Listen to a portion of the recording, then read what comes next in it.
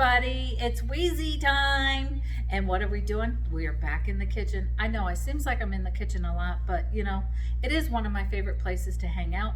I love to feed people, and I love to feed people good food. And that being said, we're into 2020 now. And a lot of times with New Year's resolutions, we're talking about losing weight or getting more physically fit. Well, one of the ways that you can do that is start by cleaning up your diet. And with that, you don't have to give away taste or anything like that. It doesn't have to be bland. It can be spicy. But another thing about what we're going to talk about today is making spice mixes and making our own spice mixes, because we don't want those additives and the preservatives, the chemicals and the caking agents and all the sodium that's in those other processed mixes.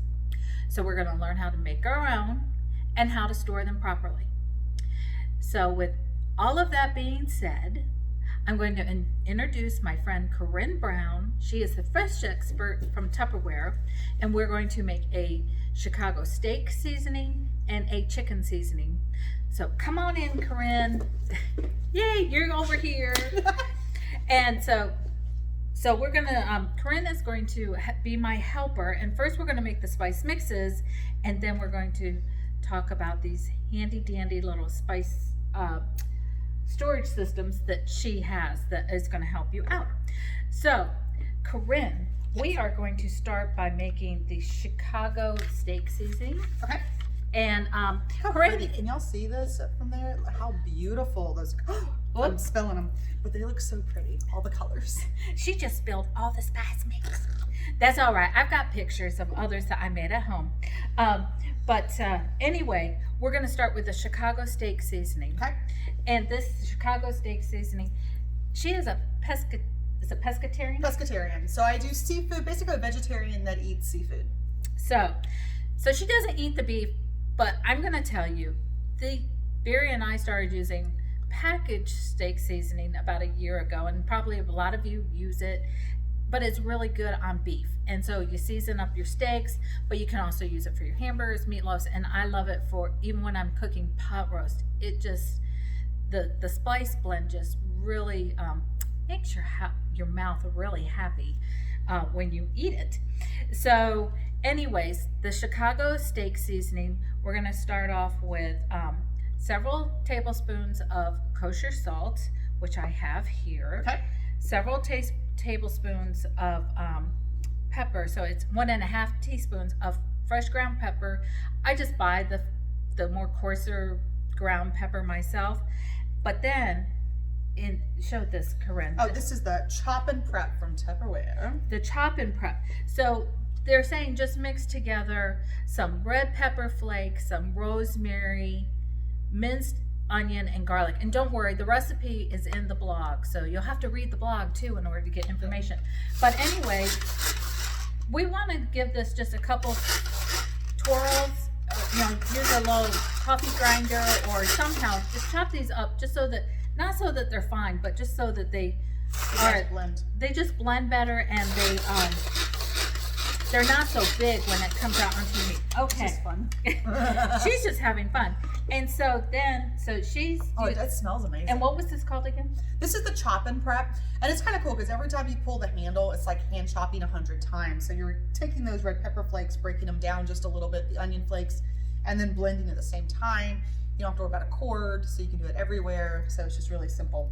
So then they sell these little spice mates that... and you can store little spice shakers, and you can, whoops, that one has something in it.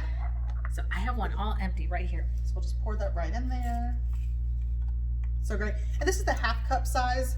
So it's great. I mean, you think about, honestly, I mean, this is why it's so great to do your own. I know, Louise, it's always great to make your own, but you think about all the preservatives that are in the ones you buy in the stores and how much you spend on them. Just think about your regular spices. You're going to spend probably good quality spices. 10 times more when you buy it in the prepackaged than if you were to go buy it in bulk. And when you have great quality containers, they actually will last 7 to 10 years. as opposed to 6 months. You're supposed to replace your spices every 6 months. And let's be honest, how many of you guys actually have replaced your spices every 6 months? So, and I'm going to preface this that a lot of these spice mixes, they're in small batches and you can double and triple them, but so that you don't have to have them that long, but they will stay fresh in your little Tupperware shaker. How simple is that to have them where you can shake but also measure? So if you like to shake out just a little bit, or whether you want to measure, it has the flip side too. So it has the little perforated holes here, and then the scoop side here. It really has a nice flavor to it, or smell. And look, it's done. Yes, I did pre-measure, so 10 minutes. Yeah. I bet you it wasn't even 10 minutes. Yeah.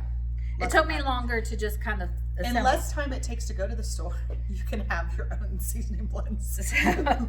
So anyway, try this on your steak. We tried it on some grass-fed steaks, and Barry is the grill master at our house, and they were just really great. Now, I do want to preface, if you do, I don't put sugar into my spice mixes, but sometimes with steak mixes, the steakhouses, they'll put a little bit of brown sugar when they grill. But that's basically for caramelization, so the meat looks pretty. So if you want that, you can add like a tablespoon of brown sugar into this. So now we're going to move into making the chicken spice blend, which you can use on pieces, or you can use it on a whole roasted chicken.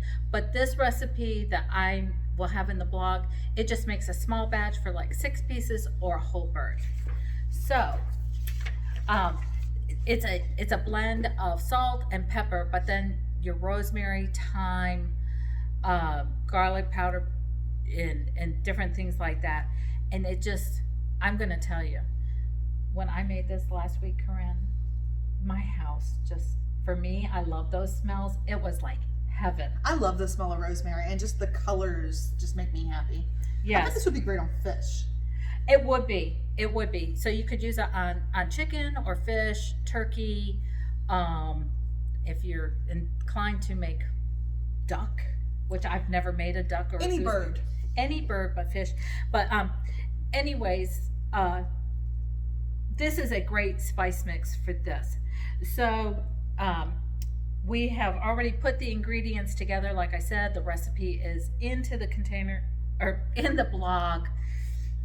You know me, I don't always talk right, so. Okay, here, why don't we do this? I can help you shove it this way. We'll shove. Oh, so pretty though. So Corinne, can you tell us a little bit more about the... Yep, so I love the spice shakers from Tupperware. These aren't always available in the 2 sizes. The ones that we're using today, because as Louise said, these are small batch seasoning blends. It's the 1/2 cup size. We also have the whole cup size. But for all of you guys that are watching, until Valentine's Day, you can love yourself a little bit while you love the kitchen, because you can actually get these small spice shakers for 50% off. So if you want to help save your wallet while also prolonging the life of these amazing blends, this is an incredible value that you can get right now. And as we mentioned when we were doing the other spice blend, I mean, spices normally go bad every 6 months. You're supposed to be replacing them. That's what Food Network, that's what all these big shows and the top chefs will tell you. But when you store them in Tupperware, not Flubberware, not Rubberware, there are many imitations, but there are no duplications. When you put it in real Tupperware spice shakers, they will last about 6 years because they are liquid and airtight, and it will keep that consistency of the spices. A lot of little fun fact people don't know, the red spices like the paprika and the cayenne, which is in this amazing seasoning blend, they are prone to attach little red bugs. And there can be bugs in your spices. And so guys, you want to have quality containers, because when you put this much love and time into making a great blend, you want it to last a long time. And these are such great spice shakers. It keeps it organized. You know what you have. You're not going to spend $6 for an ounce of cumin. You know, buy it in bulk, and it will last you the time that you need. Yes. And then of course, not that we're doing a whole Tupperware promo, but they do just happen to have these nice little canisters that you can store them in. And this is what I learned today when I came here. There's also a little scoop in here. And it's about a 1/4 of a teaspoon is in the little thing. These are our counter scapes. But there's like a little scoop that's right inside of them. I love it. I just think it's so cute. So, and and Corinne didn't know I was going to do this either, but if you would like to book a party, no matter where you are, she can do Tupperware Facebook parties, and she's just a fabulous Tupperware rep. She was born and birthed in Tupperware, and her family, her mom and dad, are just great ambassadors for the company. So with all of that said, I hope that you hear what we're trying to say is let's get rid of the preservatives.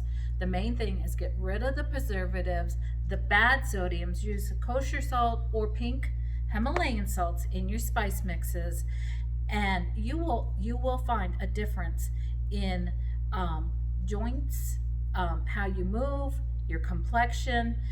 It's just a really good way to start yourself on your health journey. So until next time, have a great rest of your week. Bye.